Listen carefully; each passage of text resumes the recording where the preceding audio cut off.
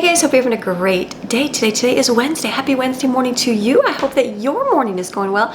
My morning is going fantastic because today is our What I Ate in a Day 1950s edition. So it's a little more modernized because I have to take a spin on some of the recipes because I know my family probably won't eat them. So I've got two great cookbooks. One of my viewers actually told me about this cookbook, Betty Crocker's Picture Cookbook. This came out in the 50s and it was like the start of the era of, I got all my sticky notes here, of the wonderful homemaker kitchen. It was like dream come true because after the war, this is another book I got. After the war, this is a really cool book, 1950s cookbook. This had a lot of information, a lot of history in it. And so it talked about a lot of after the war.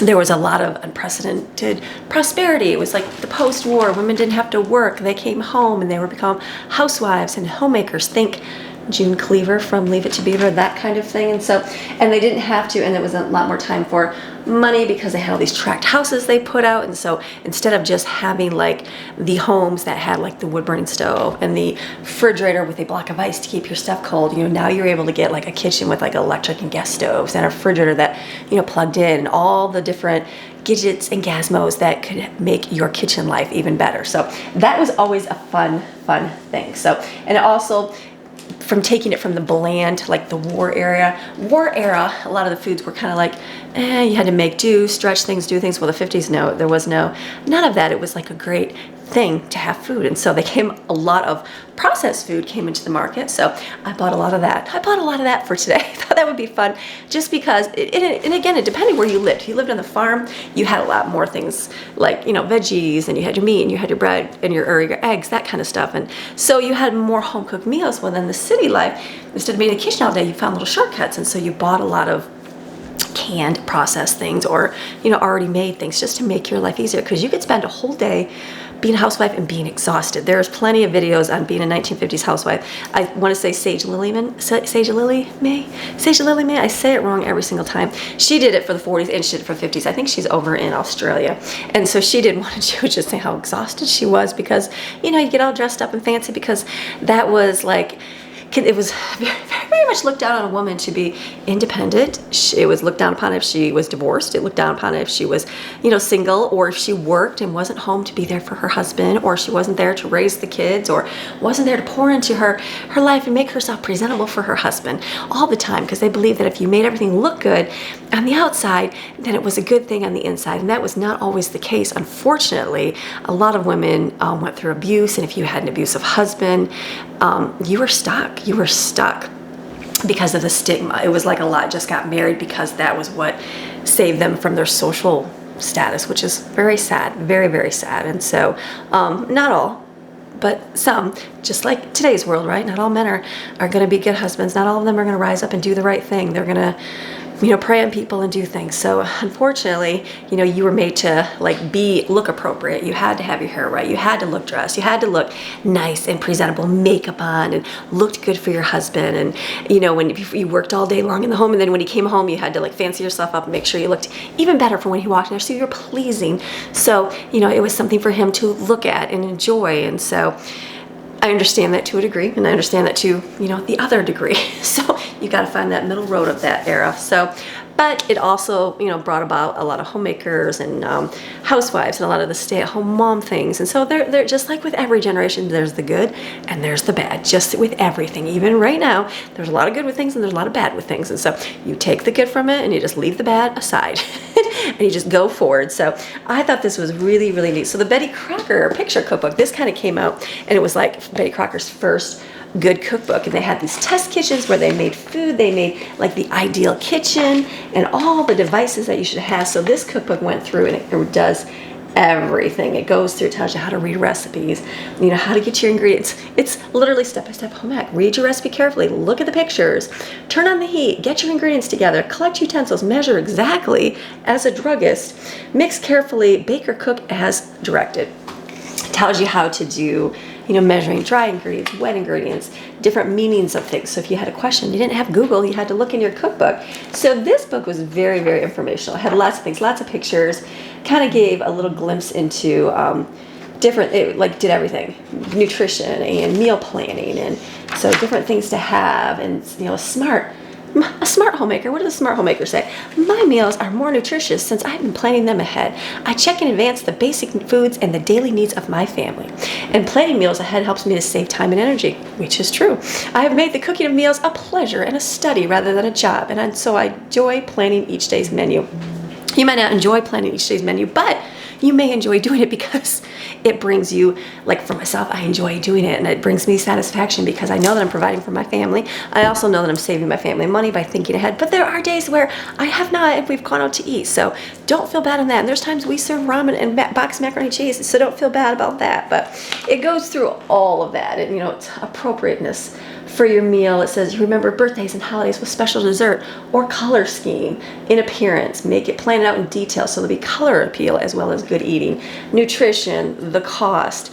So it goes through everything in this thing. I thought that was really, really great. It gave tons of examples. It had table service. This is a great cookbook. This is from my library. I don't know. I'm sure you could buy it somewhere on Amazon, but I will hold it right here if somebody wants to type it in on Amazon and get that one. This was really neat. This one, it was okay. It was good for the pictures and a little bit of the information on there. It had, the recipes aren't all, there's some pictures of recipes, but not a ton. They had a couple different things in there, but still just a neat little thing that went through and had just a little bit of backstory of things. So I have picked out my 3 meals and dessert for my 1950s dinner. We're gonna have 50s, what I eat in a day. It's gonna be a good day. So I vowed last time I was in the kitchen, a long day for 1940s. I was like, oh my goodness, I'm ready. I felt like a Gather Your Fragment day where I'm cooking for multiple meals and it was just like one day. So today I vowed to cut back a little bit on the meals. I was gonna take the more frugal approach and do, where can I save myself some time? So came up with my menu. It'll be interesting to do. I'll pull it out, see if the kids like it, make foods. You know how that goes. So are you ready to have a great day today? I'm gonna have a great day. Let's go 1950s, what I eat in a day, with a little twist on a modern style today. All right, you ready? All right, let's go. All right, for breakfast. So breakfast in the 50s, I'm reading from a website here. Hot breakfast has not changed much since the 1950s. Bacon, eggs, hash, pancakes, toast, waffles, and fried potatoes were the normal at our house. Keep in mind that fried food was either fried in butter, shortening, or previous bacon drippings. Toast was slathered with butter and jelly. Other items included oatmeal, cornmeal mush, shredded wheat, puffed rice, puffed wheat, cornflakes, and grape nuts. So we had Spam last week. That was okay. So today I thought I would go with the good old-fashioned corned beef hash. So I've only had this a few times growing up, and it was when I go on vacation with my aunt and her family. So we're gonna cook up some hash today. We're also gonna do some eggs, a couple fried eggs, and then I got Wonder Bread because Wonder Bread came on the scene, and so everybody was loving bread. It was back actually in the 40s, but I never bought it last week because I completely forgot. So we're gonna do some Wonder Bread. I still have margarine, even though butter was out. I just gotta use this up here. We've got our eggs here from the store and good old-fashioned frozen orange juice. So we're just gonna cook this up. I'm gonna get my pan out over here on the stove, cook the hash. I believe from what I remember, I think you cook it till it's crispy, right? Yes, you top it with an egg. So we're gonna get that all out right now. It's gonna be a great Monday. Wonderful breakfast, 1950 style.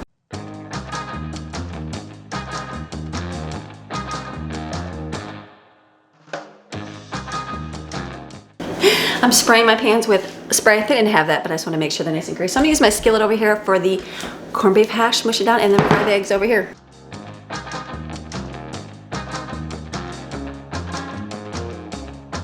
Okay, I do remember what this looks like. Looks like animal food, but I remember it tastes really good.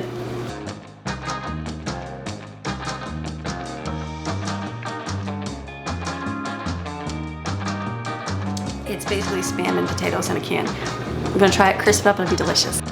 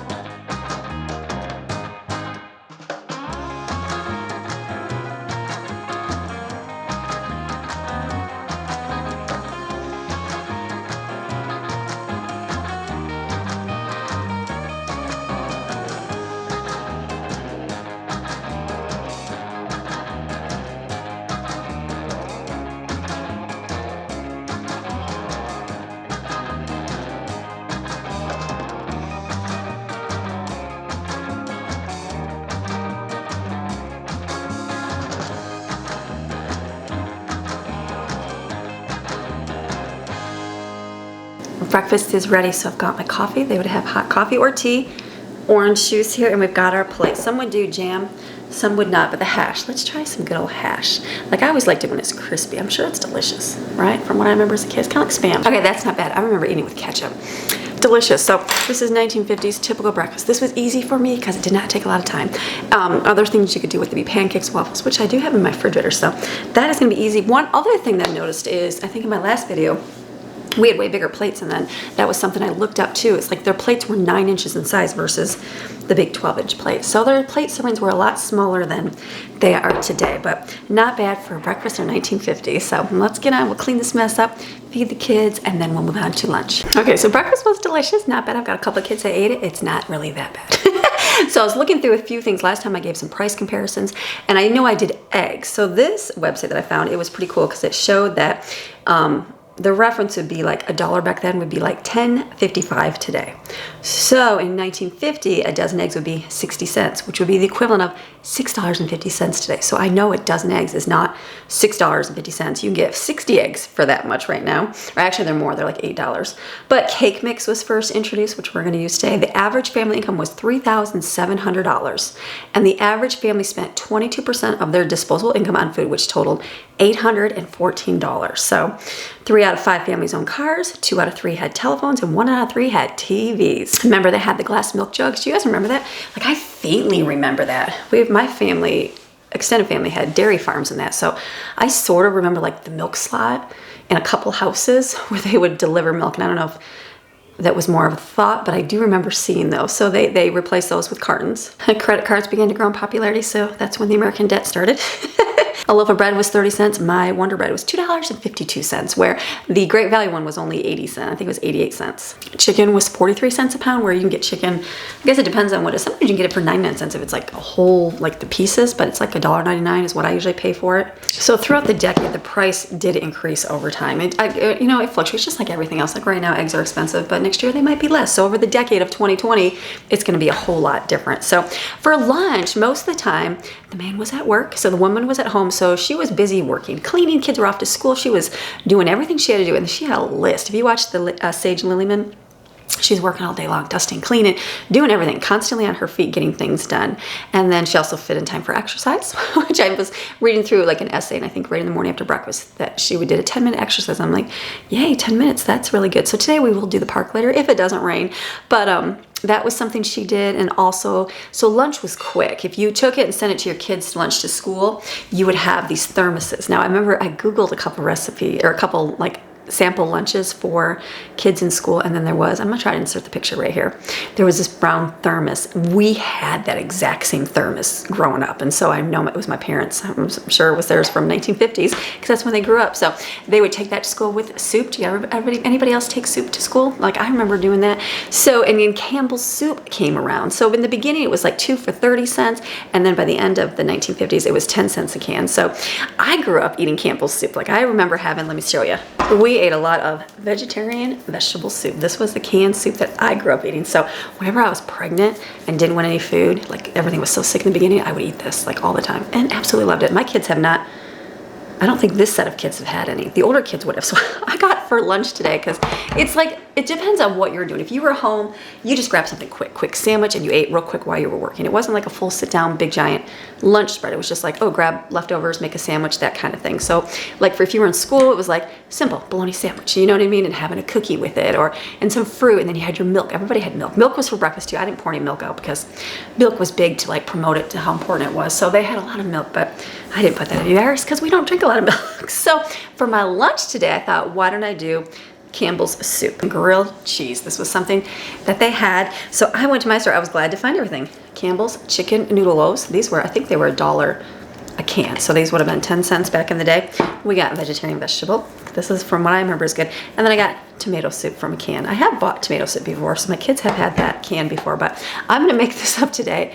Let my kids all sample and see if they like the soups in there. And then we're gonna do grilled cheese. So doing our bread, butter, and cheese. Really simple. You can do it on a griddle, you can do it in the oven. We did ours in the oven. I remember my mom putting on a tin foil sheet, and then she'd put it in the oven on broil. It would always get burned once in a while, so you had to be careful to watch it. So that was an easy lunch.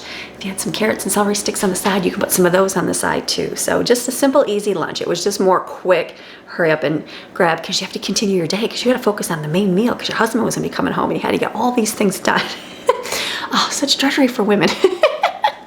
So let's start making our soups. I'm just gonna put them in little bowls here, heat them up, because they're small. I didn't buy a lot because, again, I don't know if anybody's gonna eat it. So I thought, why don't I just make it up and then they can sample some. So we're gonna make some Campbell's soup for lunch with grilled cheese sandwiches. So lunch would be simple. I'm just gonna butter my bread, put on here with the griddle, and put some sliced cheese on it. Easy grill, and boil in some water in the microwave. They surely didn't have a microwave, but we're gonna boil it to save time.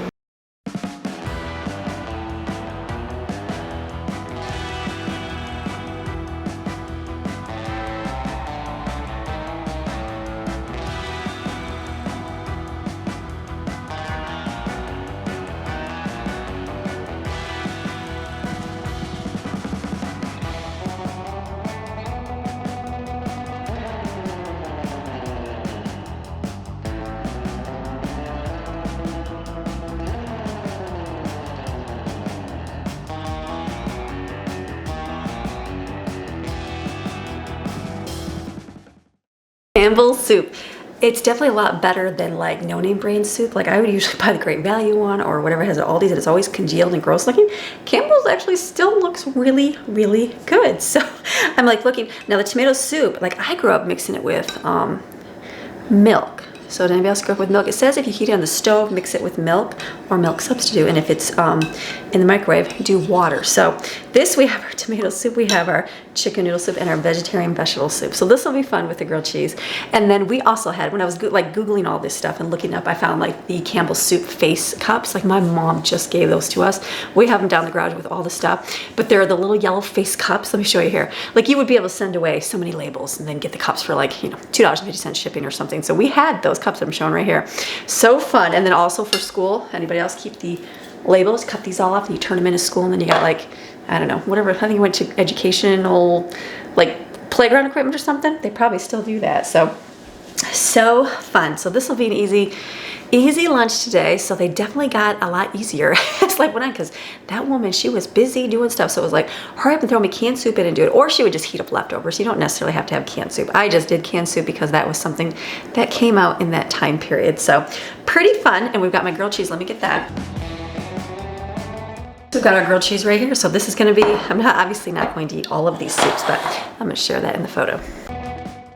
I'm sure they had soda crackers to dip into their soup. I'm going to try the vegetarian vegetable soup and see if it's as if I remember. I'm sure it is. Yeah, just not as flavorful. Tomato soup too. I was never a big fan of the chicken noodle wells. Not bad, a little more watery. We're used to flavor it, and the grilled cheese is always delicious. So not bad for an easy lunch. So now, boom, I would be getting back to work, get my life done, hurry up and get stuff done, because husband was going to be pulling in the door eventually. So let me clean up this mess here. All right, we're going to start on dinner for the 1950s. Now, this was the time of like themed dinners. They would come up with a whole theme and have a ton of stuff. There was a plenty in this cookbook of like different themed dinners that you had an appetizer, you had a drink before work. When your husband came home from work, you had either fresh juice made, and you would make your own juice, or you would have a warm drink for him so he could drink that and sip that, or cocktails, I guess, if you drank before, and he'd come and relax, put his feet up while you were finishing up supper in the kitchen. And then you'd come up with appetizers. And so they had a ton of themed things with appetizers, but most of them look like nothing we would eat. So I'm choosing not to do an appetizer. I'm like, that's really not anything good we would do.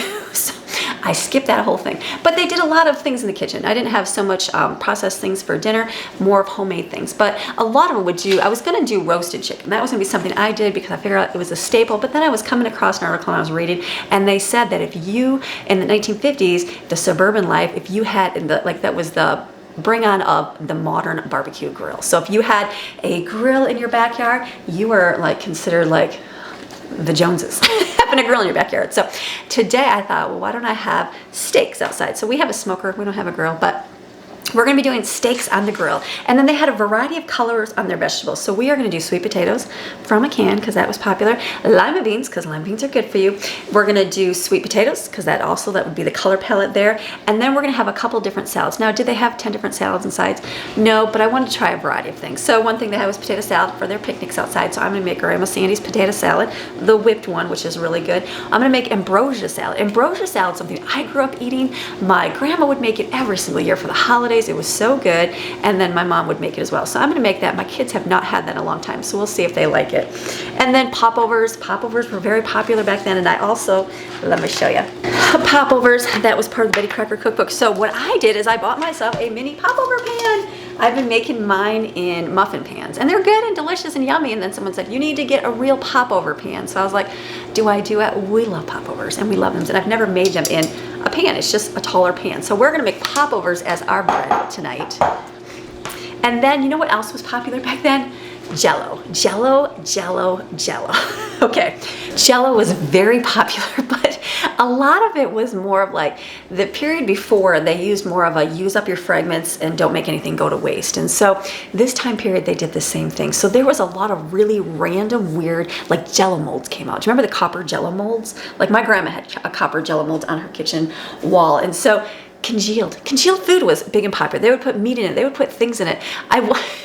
There's so many different recipes I wanted to try, but I'm like, it's gonna be a waste. My family is not gonna eat that. And so we have, the only Jello that we eat is we have a strawberry Jello with pears and Cool Whip in it. We whip that up, that's good.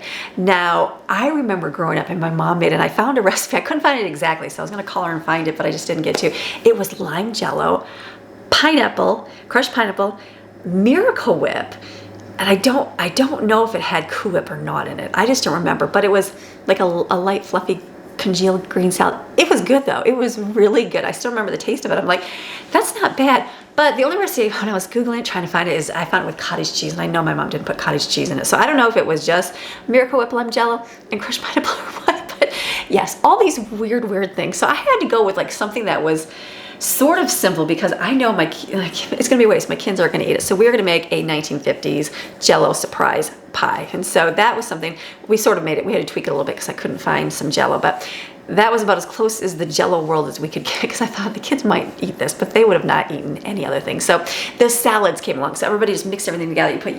You put cottage cheese in there and had the texture. You know, all the meats in there. There was even one, it was a mold, and it had barbecue sauce in the Jello, and then in the middle was like the cottage cheese, and yeah, was not appealing at all. So I'm gonna opt for an easier Jello mold today. And for dessert, I'm gonna make upside down pineapple cake on my skillet. Now again, this is a ton of food. Most people do not have this ton of food, but I wanted to get a variety of different foods, and I'll just make smaller portions of it so we can get a little taste of that. So my grandma used to make pineapple upside down cake on a griddle, and I know she grew up she would have been in the 20s. I think they were born in 25 or 31. I feel like 25 was my grandma's. Yeah, because she's passed away. So I feel like that was when they were born, but she would always make it in her griddle. So I found, not griddle, what's that thing called? Skillet, cast iron skillet. And so I did find a recipe in my book here, right here. Pineapple upside down cake, and it's in the skillet. So I thought, I'm gonna, her griddle. What's it called? Skillet. Cast iron skillet, that's what it's called, Amy. So we're gonna do that today.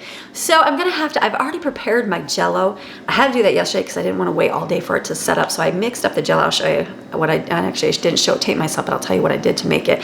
And then, but the first thing I'm gonna do is get my potato salad cooking. So I have some potatoes here. I'm gonna wash them off, peel them, put them in a pot so I can cook them up to make our potato salad today. So we're gonna start with that right now, and then turn on the grill to get our steaks on there, make our embroidered salad. It's gonna be a great and wonderful 1950s dinner. So, all right, let's keep going.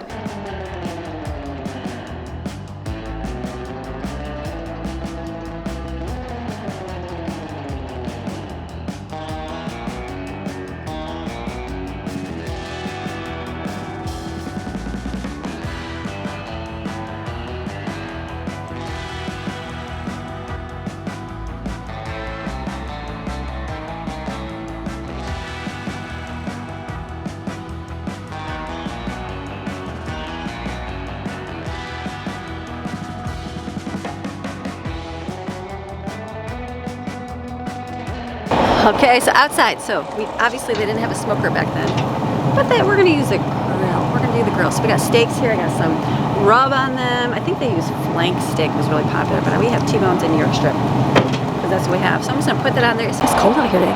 It's only supposed to be 44. It's a little chilly, but if you had a grill, and you have arrived as the Joneses to have a grill. So this is good here. So I'm gonna go in now and get together my ambrosia salad. My mom's made this for a long time, so we're gonna mix that up so it can kind of set up before we eat.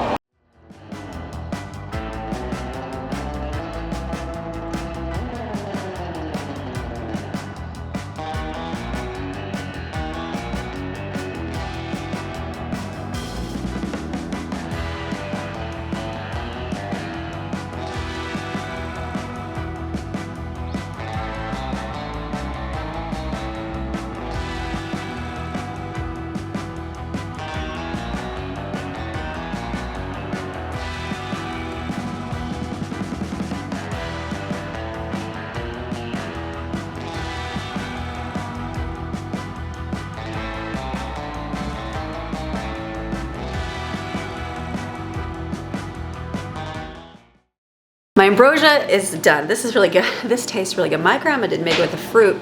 I don't think the fruit flavored marshmallow. She had it white, and she didn't add as many of the cherries. So if you do less cherries and you just set them on top, it doesn't turn as pink. But I like mixing. My favorite part of this when I was a kid was always scooping out the pineapple chunks and the cherries. So I made sure to put lots in there. And then also the pecans. We didn't put pecans or pecans in it. My brother was allergic to nuts, so we didn't put that in there. So this already tastes good. I know this is gonna be good. So I'm gonna close this and put this in my refrigerator. Okay, so then I'm gonna make my other gelatin recipe just because Jello is big. If you do a quick Google, and I'll put a little screenshot right here of 1950s Jello recipes.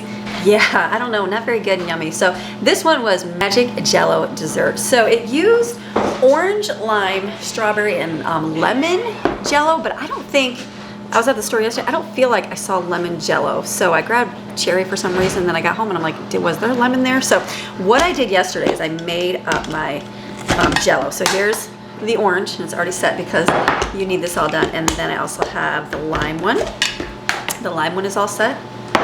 It smells like lime Jello with the Miracle Whip and pineapple and strawberry. So now you would mix up a lemon-based one, which I did cherry because that's what I bought. So mine's gonna be more pinker than whiter. And what you do is you take, when it's almost set, like right now it's almost set, I'm gonna mix in some whipped topping. I'm gonna see if I can just whip it by hand. And then you cut up these cubes and like pour them in, and you put them in a bread pan mold. You let this sit in the refrigerator overnight, hopefully just a few hours a day.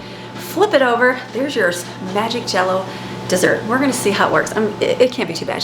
It's just whipped topping and Jello.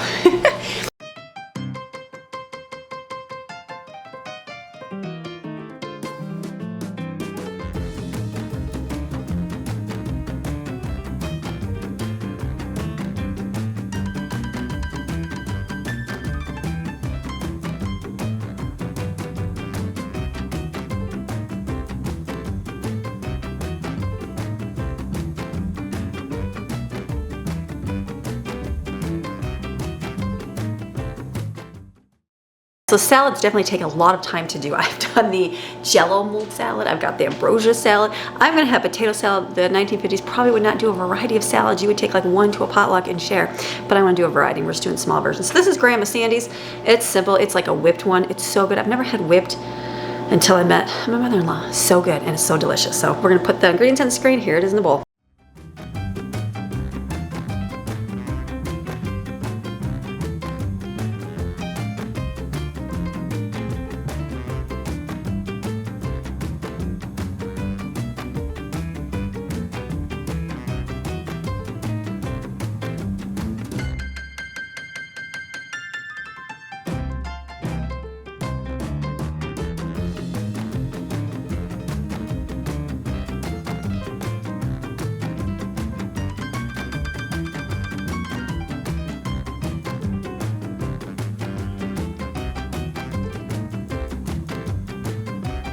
Okay, so potato salad, delicious and yummy here. So I'm gonna put this.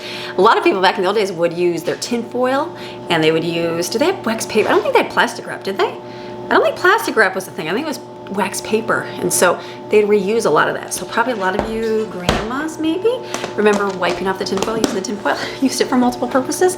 I remember we would always have it. We would never use sandwiches in plastic baggies. We always did them wrapped in wax paper sheets. That's just how we folded up our sandwiches. So I'm looking, what else we gotta do here? I need to do my pineapple upside down cake along with a salad. So we're gonna get that together. I have very small. Remember I went to the store yesterday?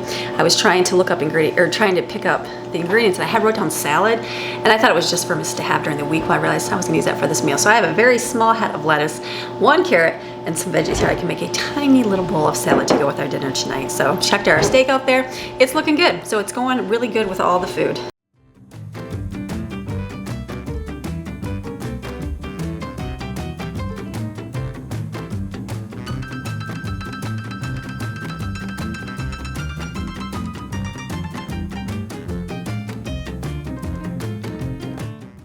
Okay, salads back then, when you made a lettuce salad, again, we're making a lot of salads, you would use a variety of vegetables. I had like a little head of lettuce, I had celery, I thought I had cucumbers, but I did not. So it's a celery, carrot, and cucumber salad. So we're gonna have that on the side tonight. That's super easy, that's good to go. So, but what a good thing though, right? Like to be able to use up what they would like. My steaks are done on the grill, I'm gonna bring in those in a minute, and then I'm gonna make my popovers and my dessert. Okay, so on to my dessert. This is pineapple upside down cake in a skillet. So the cookbook and the Betty Crocker website are exactly the same, which is good. Sometimes you get old ones, you're like, is that good? Is it not? So I double checked and it is. So what you do is you take 3 tablespoons of butter melted. So I'm gonna just put it over here on my skillet. I'm gonna heat up on the stove, so I have to put it in the microwave. And then we'll add the rest of our ingredients. Okay, the butter is melted. I'm just gonna put everything in here. You just basically put brown sugar in there, mix it up so it makes a nice sugary topping, and then put the pineapple in there and then the cherries in the middle. We're gonna mix up a cake mix, and it's so good. I'll put the recipe on the screen.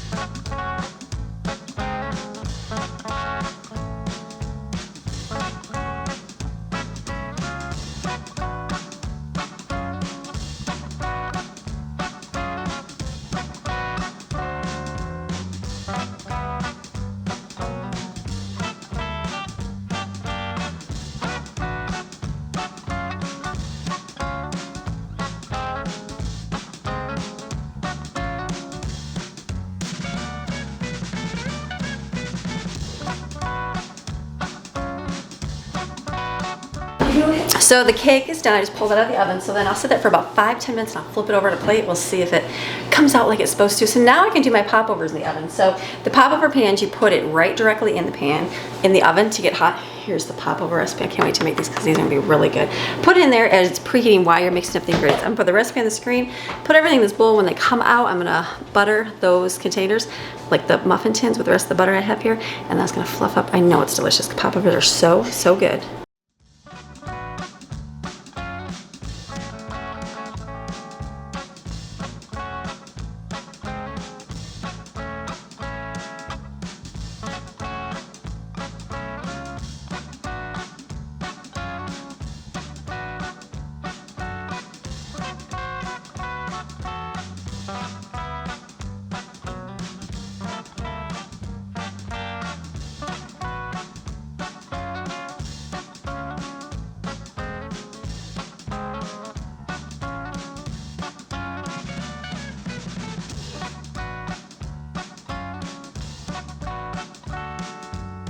Okay, so I have a little bit of batter left here. I didn't know how much it would make to put in there. So I just took my muffin pan, a regular muffin pan, and just put the rest of this.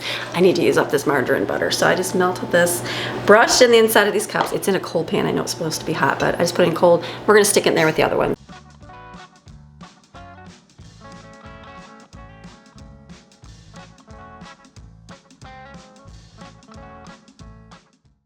Okay, here's where the truth comes in. Can you flip over the pineapple upside down cake without making a mess? I'm gonna use this, flip it over. We're gonna be hopeful.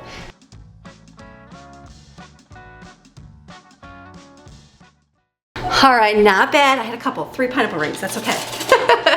That's better than all of them. We'll just put it on, I don't think anybody will even notice. Look at that, I can stick it right back on. That smells really, really good. Look at this. Delicious, look at that. Oh, I know it's gonna be delicious. We're gonna let that cool. You can serve it warm, but we're gonna have it cool tonight. So yay, one more dinner. Now the Jell-O, I gotta flip the Jell-O over and hope that does the same thing. Okay, popovers are almost done.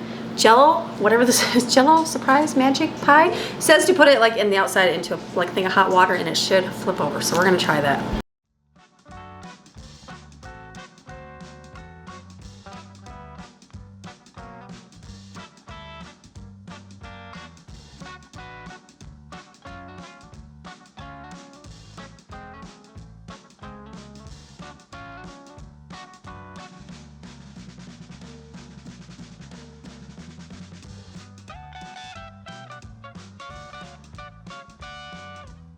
Okay, so popovers turn out delicious. Now, I feel like they should pop up more. These are a little bit eggier. Delicious, delicious, delicious. So maybe I beat it too much. Maybe my ingredients weren't super warm temperature. I don't know, but so good. But the problem is putting all that butter in there and putting my oven at 400, all that butter like kind of spurted out in the oven and it just made smoke everywhere. So we just actually turn on the air purifier. It's like, you know, desperately high of toxins in the air, open the windows, and then these ones are super flat. These are really flat, so probably these are cute though. I mean, delicious. You can't beat a popover that's so good.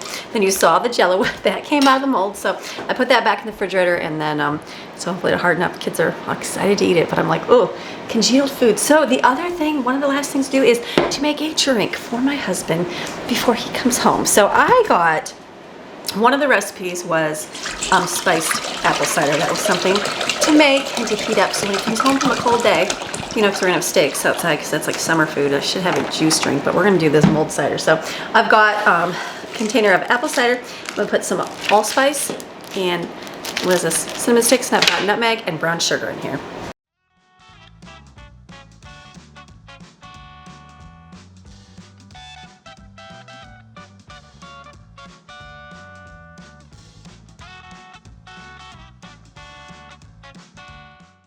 We could put oranges in it too, but I'm gonna leave the oranges out.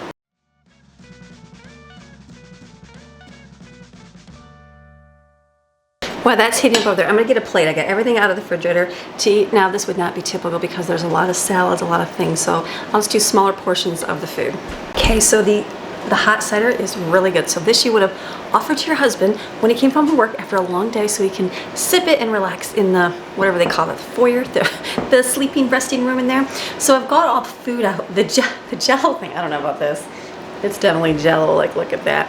This is, it's basically Jell-O, but this is, they would have a lot of dishes like this with weird things in it. So this was pretty like, okay, I can manage the food of that, but everything else looks delicious. This ambrosia is delicious. Potato salad is delicious. Look at the plate of food. So good. Obviously, this is a huge plate of food with all this in there. Could cut the steak in half. It's just to show you that, though. And the cake, delicious. And the upside down cake. I mean, even the Jell-O, pretty, right? So this is a great little dinner for our 1950s dinner. Didn't take me all day. I've been busy in the kitchen today because I've been doing other things with the kids, but definitely a whole lot of time saver days spent in here. I just ate the ambrosia salad. That's really good from what I remember. I'm gonna try this. I'm not a big Jell-O person. Not bad. Tastes like Jell-O and whipped topping. Not bad if you like that. My kids will probably eat that. And this right here looks delicious. And pineapple upside down cake, delicious. Always good thing. So if I were to take what is my favorite from all of this food, I would say the popovers and the, it seems like I smell food. You don't need any. Would be the popovers and the ambrosia salad. That would be my favorite foods out of all of my 1950s day to day. So we'll see how the kids enjoy it. They'll get to have some time. Steven's been asking about that Jell-O thing forever. I feel like that's gonna be something he really enjoys. So, all right, so I'm finished. This is it. Now the 1950s, we're gonna go relax. We're gonna watch a movie. They didn't watch movies though. They had their little radios playing at nighttime, but we're gonna watch a movie together tonight and then just end our day. So I thank you guys for watching. Thank you for watching through these little different portraying time periods that I've been doing lately. I've been enjoying doing it. So you guys have a fantastic rest of your day. Remember, you are designed, created, and selected by God to do great things on this earth. And once you figure out what that is, it's an amazing adventure. So have a beautiful rest of your day and I'll see you tomorrow. All right, bye.